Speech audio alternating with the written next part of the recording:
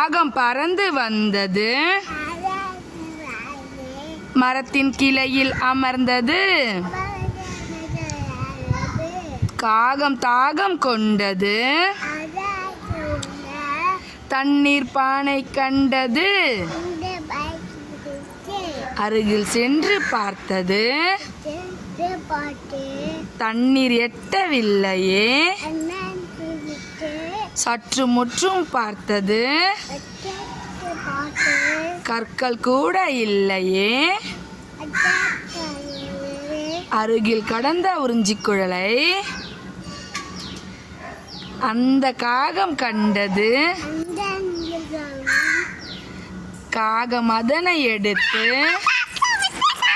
காக்கா வந்துச்சு, இங்க பாருங்க, இங்க பாரு.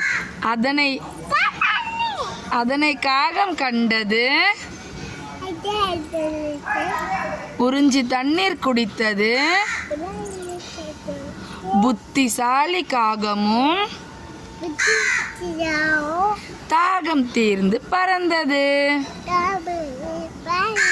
காக்கா எப்படி கத்தும்?